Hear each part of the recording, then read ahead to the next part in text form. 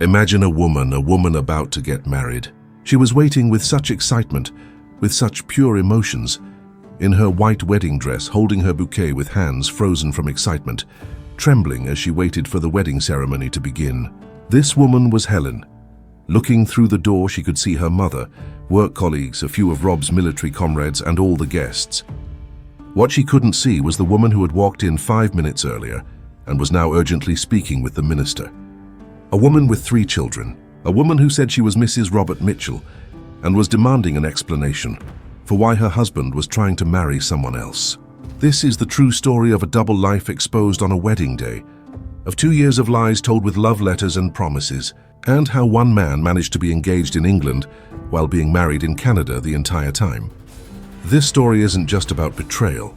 It's about 2 women whose emotions were exploited and 3 children trying to understand what was happening.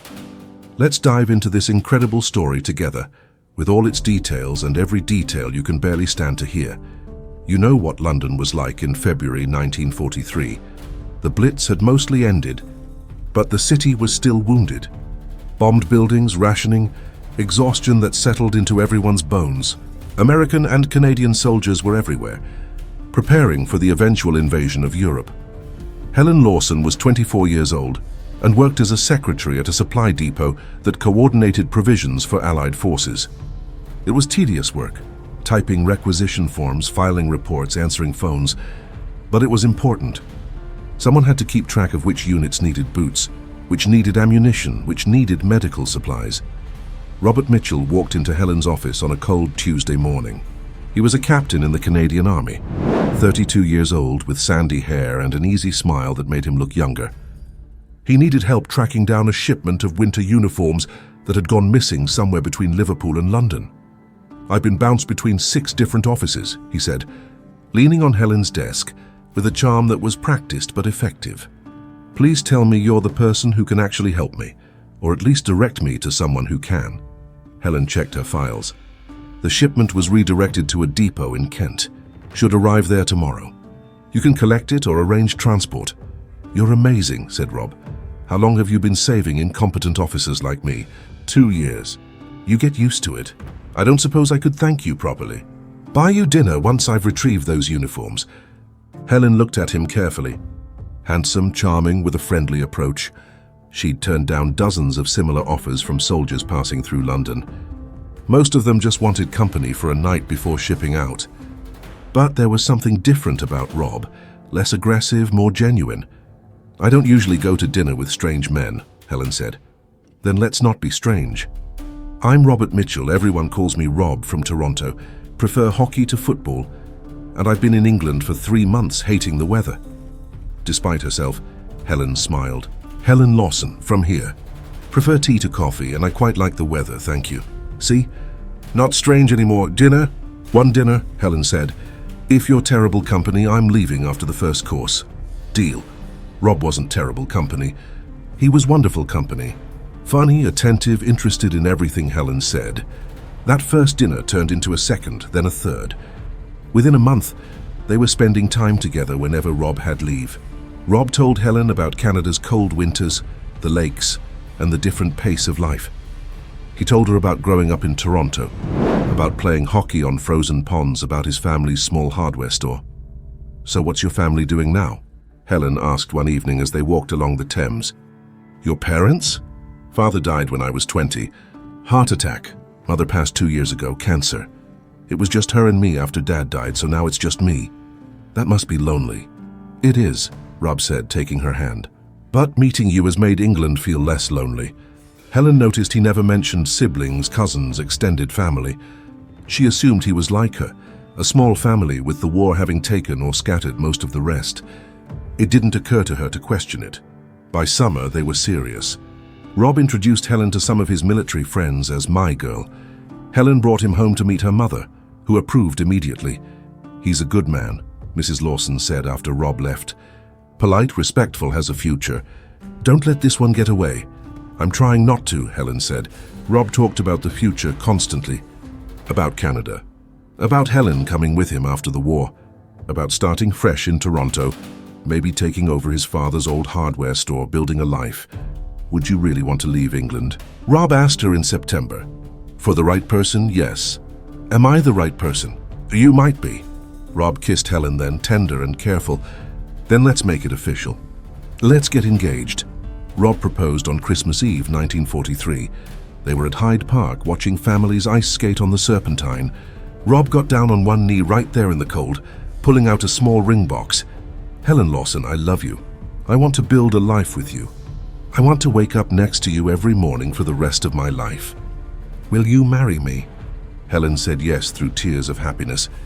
The ring was modest, a small diamond on a silver band, but it was beautiful to her. She put it on and felt like her future with Rob had finally arrived. They couldn't get married immediately. Rob was being deployed to Italy in January, but they made plans for after the war. They'd marry as soon as he came back, then move to Canada. Helen would get citizenship. They'd have children, buy a house, live the peaceful life everyone dreamed about during war. I'll write you every week, Rob promised before he left for Italy. Every single week. And when I come home, we're going straight to the church. Every week, Helen agreed. I'll be waiting. Rob's letters came regularly. Not every week. Mail from Italy was unpredictable, but often enough. He wrote about the fighting, about missing her, about imagining their future life in Toronto. I picture our house sometimes, small maybe, but ours. I can't help but think of you in a garden, where you can grow those English roses you love and smell those roses. A porch where we can sit in the evenings. A bedroom where I can finally sleep next to you without army carts and air raid sirens. Keep planning, darling. Keep dreaming. We are going to have everything. Helen kept every letter. She wrote back tirelessly, telling him about her daily work, about London slowly recovering, about their wedding plans. She looked at fabrics for a dress. She researched immigration to Canada. She learned everything she could about Toronto, so she'd feel less foreign when she arrived. Her friends at work were envious. You're so lucky, Betty said. Having a handsome Canadian soldier who's already planning your whole life together is kind of thought-provoking. Most of these soldiers promise everything and deliver nothing. Rob's different, Helen said confidently. He means what he says. Germany surrendered on May 8, 1945. London exploded in celebration. Helen stood in the crowds in Trafalgar Square crying with joy and relief. The war was over. Rob would be coming home. Their life could finally start. She received a telegram from Rob 2 days later. Home in 3 weeks. Start planning the wedding. Can't wait to make you Mrs. Mitchell. All my love, Rob. Helen went into overdrive. She had already finalized which dress she would wear. She booked St. Mary's Church for June 9th. She arranged for a small reception at a local hall. She sent Rob all the details in her letters, checking that everything was acceptable. Rob wrote back, "Perfect. Everything was perfect. All I need is for you to be my wife. See you soon, my love." Rob arrived in London on May 28th. Helen met him at the train station, and they held each other for a long time with longing while people flowed around them. Other soldiers reuniting with families. The chaos of peacetime beginning filled the train station with people reuniting with loved ones. "You're really here," Helen whispered. "I'm really here, and in 2 weeks you're going to be my wife." They spent the next week together constantly. Rob had been given leave until after the wedding, and then he'd have administrative duties while waiting for transport back to Canada. Helen had taken time off work. They walked through London, visited the places they'd gone during their courtship, talked about Canada and their future. Everything was going perfectly. The week before the wedding, Helen was busy with final preparations, dress fittings, last-minute arrangements, packing her things, because after the wedding she'd be moving to Rob's temporary quarters until they could leave for Canada. Rob was often busy too, or so he said. Administrative duties, paperwork, coordinating with other Canadian officers about transport home. Helen didn't think much of it. Everyone was busy in those chaotic weeks after the war ended. On June 7th, the day before the wedding, Rob gave Helen a gift. "For tomorrow," he said. "Open it tonight before bed." It was a locket with their initials engraved. Inside was a tiny photo of Rob in uniform. "It's beautiful," Helen said, crying. "I'll wear it tomorrow." "I can't wait to see you in that dress," Rob said. "I can't wait to call you my wife." They kissed, and Helen felt like the luckiest woman alive. Helen woke up on her wedding day to sunshine. It felt like a sign. She had breakfast with her mother, who fussed over her and cried happy tears. Your father would have been so proud, Mrs. Lawson said. Her father had died in 1940 during the Blitz. I wish he could walk me down the aisle. He'll be there in spirit, darling. Now I want to see my beautiful daughter in that wonderful dress. The dress was simple but beautiful. White satin, slightly yellowed from age, since it had been her mother's dress, altered to fit Helen. She looked at herself in the mirror and felt beautiful. She arrived at St. Mary's Church at 2 o'clock. The ceremony was scheduled for 2:30. Guests were already arriving. Her mother's friends, Helen's colleagues from work. A handful of Rob's invited military friends. Helen waited in the bridal waiting room with Betty, who was serving as her maid of honor. Nervous? Betty asked. Excited, Helen said. I've been waiting for this for 2 years. At 2:20, there was a commotion in the church. Helen heard raised voices, but she couldn't make out words. What's going on? She asked Betty. Betty went to check. She came back with a strange expression on her face. Helen, there's a woman here. With children. She's asking for Rob. Probably a relative, Helen said. Rob mentioned he might have some distant family. I'll meet them after the ceremony. She says she's his wife. Helen's world came crashing down. What? She says her name is Dorothy Mitchell. She says Rob is her husband. She has 3 children with her, and she's asking why her husband is trying to marry someone else. Helen walked into the church. She still had her bouquet. She was still wearing her wedding dress. But everything had changed. The woman was standing near the front, talking urgently to Minister Williams. She was about 30, with brown hair and a tired face. 3 children stood next to her, 2 boys and a girl, all under 10 years old. Helen walked up to them. I'm Helen Lawson. Who are you? The woman turned. I'm Dorothy Mitchell, Rob's wife. These are our children, Tommy, Sarah, and Michael. Helen looked at the children. The oldest boy had Rob's nose. The girl had his eyes. That's not possible, Helen said. Rob and I are getting married today. We're engaged. We've been engaged since December. You're engaged to my husband, Dorothy said. Her voice wasn't angry, just exhausted. I'm sorry. I'm so sorry. But Rob is already married, to me, for 12 years. Helen felt the strength drain from her legs. She sat down in a pew. Show me proof. Dorothy pulled out papers from her bag. A marriage certificate. Robert Mitchell and Dorothy Wells, married June 1933, Toronto, Ontario. Birth certificates for 3 children. Thomas Mitchell, born 1937. Sarah Mitchell, born 1939. Michael Mitchell, born 1941. All real. All official. All impossible. Where is he? Helen asked, her voice emotionless and uneasy. I don't know, Dorothy said. I came here as soon as I found out. I got a letter from a friend in London, someone who saw the wedding announcement in the paper. She sent it to me thinking there must be some mistake. But I knew immediately there was no mistake. This is what Rob does. What do you mean, what Rob does? Dorothy sat down next to Helen. The children stood awkwardly nearby, confused and uncomfortable. This isn't the first time, Dorothy said quietly. Rob has done this before, during the war. Other cities, other women. He tells them he's single, proposes, makes plans. Then he disappears before anything becomes official. But you're the first one who got to an actual wedding day. Helen stared at the marriage certificate. June 1933. Rob would have been 23. He'd been married for 12 years. The entire time Helen had known him, he'd been married with 3 children back in Canada. But he wrote me letters, Helen said. From Italy. He told me about his life, his family that doesn't exist, Dorothy asked gently. Let me guess. Dead parents, no siblings, basically alone in the world? Yes, that's what he told me too before we got married. Turns out he has 2 living parents and a sister in Vancouver. They haven't spoken to him in years because of this behavior. Helen felt like she might vomit.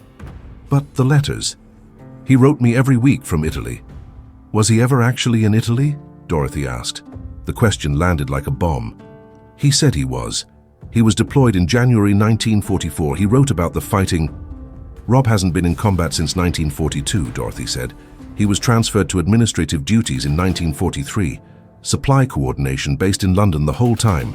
He could have been going home to me at night and seeing you during the day. Helen tried to process this. But his friends, I met his military colleagues, they confirmed. Did they confirm he was in Italy? Or just that he was a Canadian officer? Helen, realized she'd never actually asked for specifics.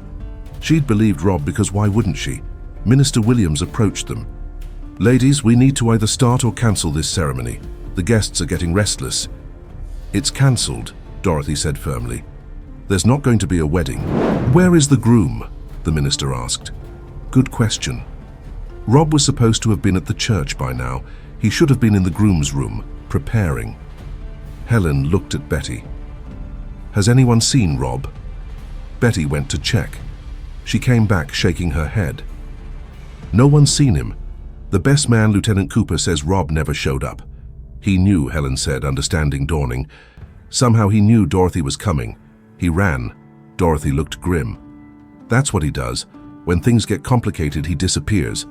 When I found out about the first woman in 1944, a nurse in Southampton, I confronted him. He cried, apologized, said it meant nothing. I believed him. Then there was another woman in 1944, and now you're experiencing the same thing with them." Helen stood up. She walked to the front of the church where all her guests were seated, waiting for a wedding that wasn't going to happen. "I'm sorry," she said, her voice surprisingly steady.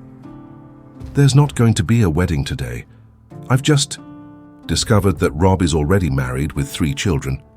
This was all a lie. Whispers and murmurs rose immediately. Helen's mother stood up, her face white with shock. Betty rushed to Helen's side. "The reception hall is already paid for," Helen continued. "There's food and drinks. You're all welcome to attend if you want. But there's no wedding. I'm so sorry for wasting your time."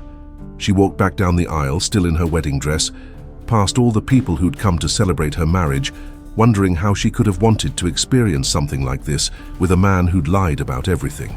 Helen went back to the vestibule and sat down. She was still wearing her wedding dress. Her mother and Betty followed, along with Dorothy and the 3 children. "I need to take this dress off," Helen said numbly.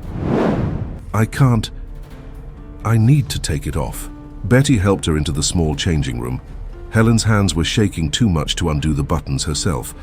She changed back into her regular clothes, a simple blue dress, and stared at the wedding dress hanging on the hook. "Do you want to burn it?" Betty asked. "I'll help you burn it." "No," Helen said. "My mother wore this dress. It's not the dress's fault."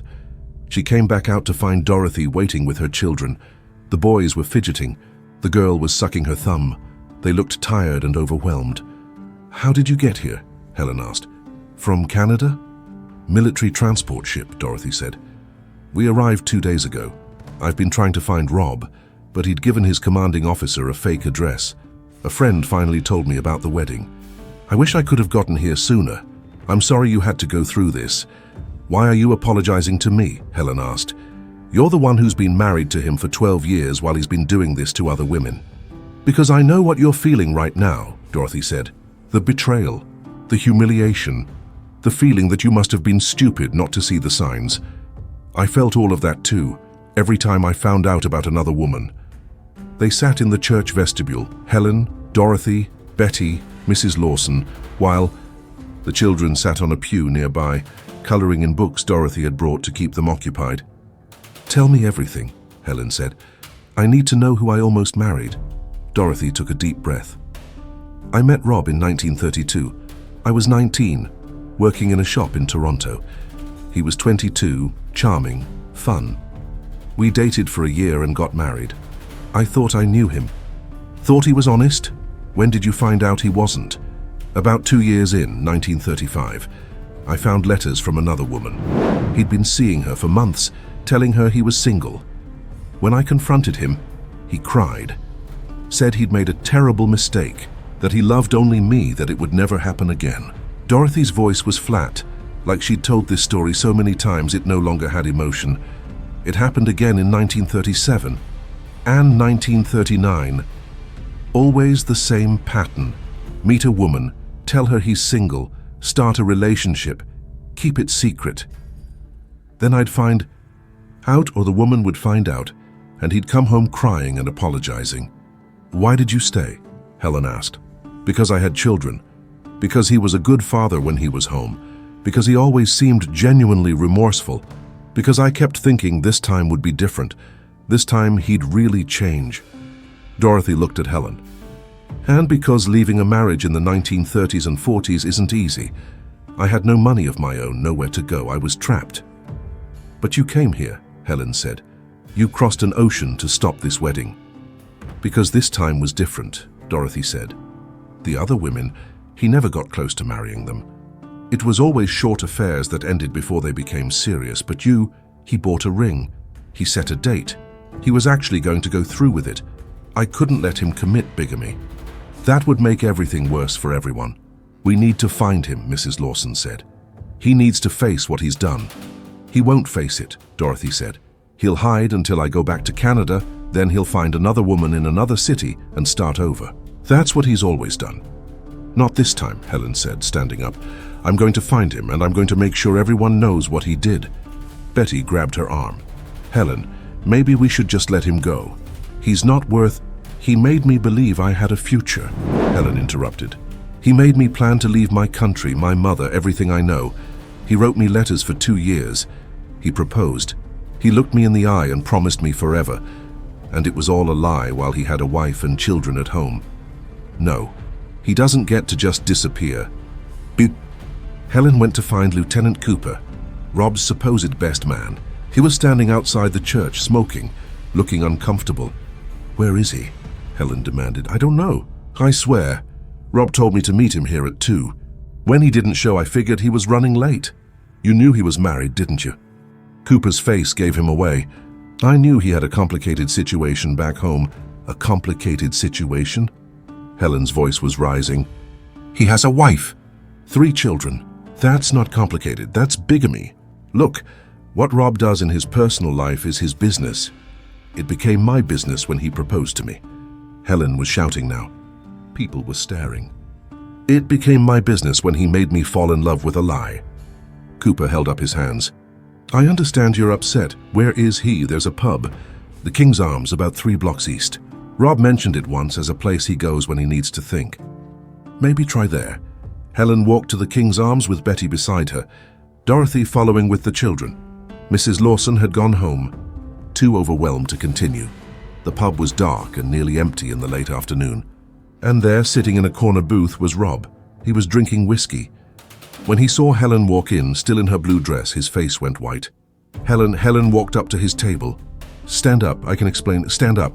Rob stood. He was taller than Helen, broader, stronger. But in that moment, she felt like she was the powerful one. This is Dorothy, Helen said, gesturing behind her. Your wife.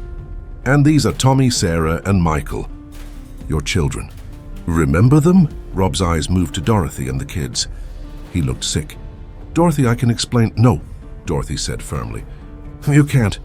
There's no explanation that makes this okay. Helen stepped closer to Rob. You lied to me. About everything. Your family, your life, where you were serving. All of it lies. I never meant to hurt you. You proposed to me. Helen's voice started to tremble. You bought me a ring. You planned a wedding. What did you think was going to happen? Did you think your wife would just never find out? Did you think you could actually commit bigamy and get away with it? I don't know what I was thinking, Rob said, and for the first time he sounded genuine. I wasn't thinking. Just being with you made me feel like a different person. A better person. Someone who wasn't trapped in a marriage I stopped loving years ago. Don't, Dorothy said, her voice hard. Don't you dare make this about our marriage. You didn't stop loving me.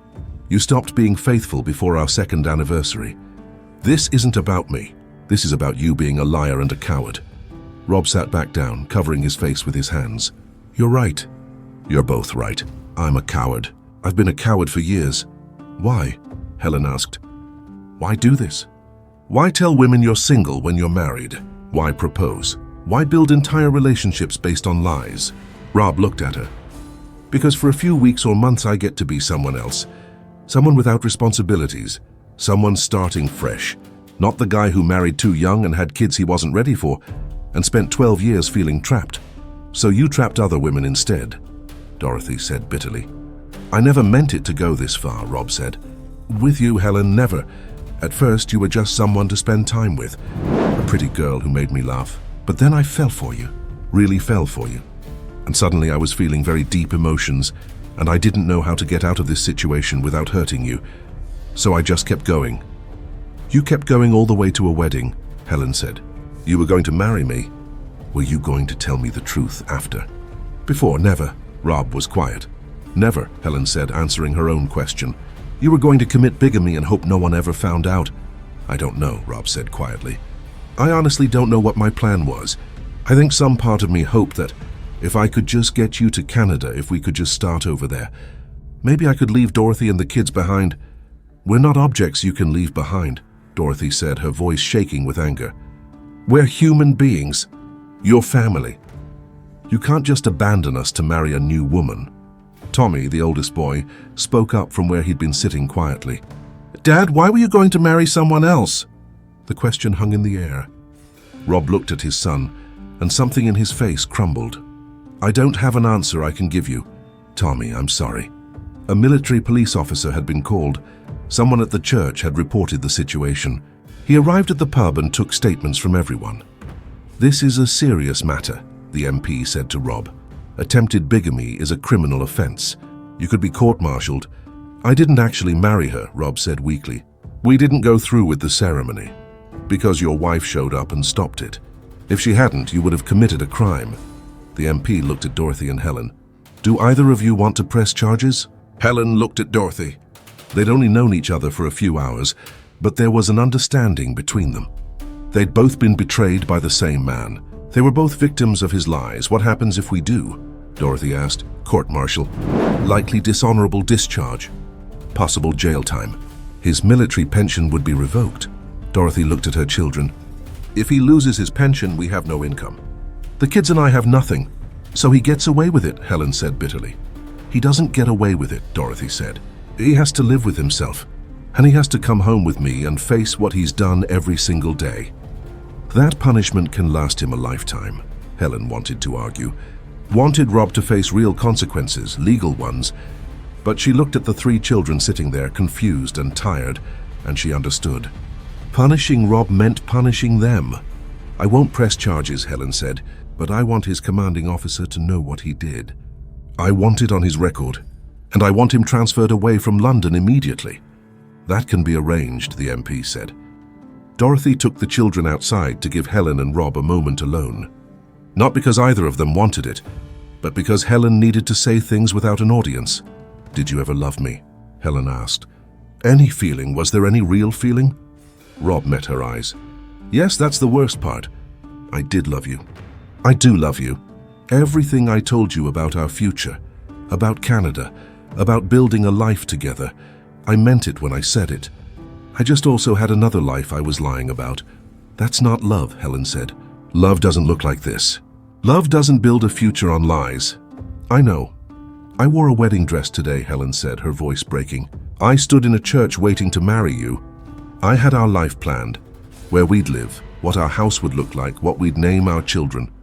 And all of it was a fantasy based on something that wasn't real. I'm sorry, Rob said. I know that's not enough. I know sorry doesn't fix anything, but I am sorry.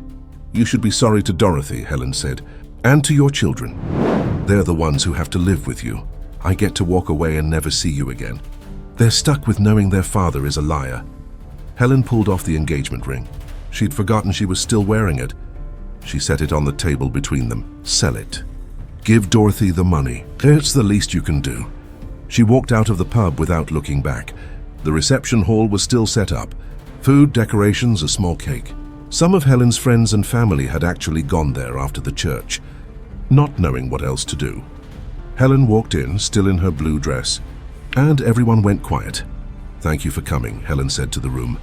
I know this wasn't the celebration anyone expected, but the food's here and we paid for it, so we might as well eat it. Someone started clapping, then someone else clapped. Soon the whole room was applauding, and Helen started crying. Betty hugged her. You're the strongest person I know. I don't feel strong. I feel humiliated. You stood up in front of everyone and told the truth. You confronted him. You didn't let him slink away without facing what he did. That strength. Mrs. Lawson approached, her eyes red from crying. I'm so sorry, darling. I should have seen the signs. I should have protected you. There were no signs, Mom, Helen said. He was good at lying. That's not your fault or mine. The story spread through London quickly. The Canadian officer who'd almost committed bigamy on his wedding day. Helen became a minor celebrity at work. People she barely knew would stop her to offer sympathy or express outrage on her behalf. It was exhausting. Helen wanted to disappear, to hide from the pity and the gossip. But she made herself show up to work every day, made herself hold her head high. A week after the failed wedding, Dorothy came to see her before leaving for Canada. "I wanted to thank you," Dorothy said, "for not pressing charges. The kids and I, we need his military pay to survive. I understand, and I wanted to give you this." Dorothy handed her an envelope. "Every letter Rob ever sent you. I went through his things, found them all. I thought you might want to burn them or keep them or whatever you need to do." Helen took the envelope. It was thick with 2 years of correspondence. "Are you going to stay with him?" Helen asked. Dorothy was quiet for a moment. "I don't know. Part of me wants to leave, take the kids and start over, but part of me is just tired. Tired of fighting, tired of starting over, tired of everything. Maybe I'll stay. Maybe I won't. I don't have to decide today." "What will you tell the children about all this?" "Probably the truth. When they're a bit older, that their father made mistakes, that he hurt people, that loving someone doesn't mean accepting everything they do." Dorothy paused. "I'm sorry he did this to you. You seem like a good person. You deserved better." "So do you," Helen said. They hugged, these two women connected by one man's lies. Then Dorothy left with her children, going back to Canada and whatever future waited there. Helen kept the letters for 3 weeks. She'd open the envelope, look at them, but couldn't bring herself to read them. What would be the point? Everything in them was based on lies. Finally, on a cool evening in July, she built a fire in her mother's backyard. She took the letters outside one by one and fed them to the flames. She watched 2 years of "I love you" and "I can't wait to marry you" and "You're my future" turn to ash. It felt like cremating a relationship that had never really existed. Her mother came outside and stood with her. "Do you think I'm stupid?" Helen asked. "For believing him? For not seeing the signs?" "What signs?" Mrs. Lawson asked. "He was good at lying. Some people are. That doesn't make you stupid for believing him. It makes him cruel for lying. Everyone must think I'm naive." "Everyone thinks you dodged a bullet," her mother corrected. "You found out before you legally tied yourself to him. Some women aren't that lucky." Helen thought about Dorothy, bound to Rob for 12 years, stuck with a man who kept betraying her. "I guess I am lucky," Helen said. "In a terrible way." Helen didn't date for 3 years after Rob. She threw herself into work, into rebuilding her life, into trusting herself again. When men asked her out, she said no. Not rudely, just firmly. She wasn't ready. In 1948, she met someone new. His name was Arthur. He was a widower with a young daughter, and he was refreshingly honest. On their first date, he told her everything about his late wife, about his struggles with single fatherhood, about his fears and flaws. "I wanted you to know the worst parts up front," Arthur said, "so you can decide if you want to continue knowing me based on truth, not fantasy." Helen appreciated that more than he could know. They dated slowly, carefully. Helen checked everything, verified he was actually a widower, met his family, talked to people who'd known him for years. Arthur didn't take offense. He understood. They married in 1950. Small ceremony, no big plans, no grand promises. Just two people committing to honesty and kindness. Helen never told Arthur anything about Rob, not in detail. Just that she'd been engaged once to someone who turned out to be married. Arthur didn't press for more. He understood some wounds don't need to be reopened. Helen never saw Rob again after that day in the pub, but she heard things over the years. He was transferred to a military base in Scotland. He and Dorothy tried to make the marriage work, but it fell apart in 1948. They divorced. Dorothy eventually remarried to a good man who adopted the children. Rob married again in 1951 to a woman who supposedly knew his history and accepted it. That marriage lasted 5 years for the same reason. He couldn't stop lying, couldn't stop seeking other women, couldn't stop creating fantasy lives. He died in 1963, only 53 years old. Heart attack. Helen read his obituary in the paper and felt nothing. Not sadness, not satisfaction, just emptiness. He'd been a chapter in her life that had ended badly, and now that chapter was fully closed. You need to understand something about liars like Rob. They don't think they're bad people. They think they're complicated. They think they're romantic, living multiple lives, giving multiple women the gift of their attention and love. What they don't see is the destruction. The women left in church rooms in wedding dresses. The children who grow up knowing their father valued novelty over stability. The wives who spent years wondering what was real and what was a lie. Rob probably told himself he loved all of them. Dorothy, Helen, whoever came after. Maybe he did in his own broken way. But love without honesty isn't love. It's just selfishness wearing a disguise.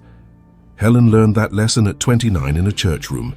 Some people never learn it at all. Helen died in 1992 at 76 years old. She'd been married to Arthur for 42 years. They'd had 2 children, 4 grandchildren. She'd lived a good, honest life. At her funeral, her daughter found a box in Helen's belongings. Inside was a wedding dress, yellowed with age, carefully preserved. A small note was pinned to it. "The dress I didn't get married in," kept as a reminder that escaping a liar still leaves a mark, but you survive anyway. Also in the box was a single photograph. Rob in his Canadian Army uniform, young and handsome and smiling. On the back in Helen's handwriting, Robert Mitchell, 1943, a beautiful lie. Helen had eventually understood this. Rob with his good looks, charm and romance meant everything a girl dreams of in wartime. But he was also a lie, from first smile to last promise. Some people keep memories of lost love as precious things.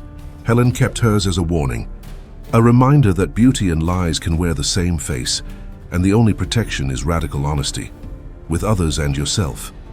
She'd found that honesty with Arthur. It hadn't been as exciting as Rob's lies, but it had been real. And Helen learned that truth was worth more than any lie. The wedding dress stayed in that box until Helen's daughter donated it to a museum. It's there now, part of an exhibition about wartime weddings. The placard says, "Wedding dress 1945, never worn," represents one woman's near miss with bigamy and her strength in choosing truth over lies. Tourists look at it and see history. But if you know the story, you see something else. Proof that sometimes the wedding that doesn't happen is the one that saves your life. Yes, once again we got emotional. This story was proof of how the dreams of a pure and innocent person were toyed with by the liars of this deceitful world. This story was also an example of how women who dedicate their lives to marriage, their spouse and their children deserve for their husbands to carry the same responsibility in the marriage. Have no doubt that in our future content, we'll continue to experience emotional turmoil and feature stories of devoted and worn-out lives, stories that have never seen the light of day. I love you all very much. Take care.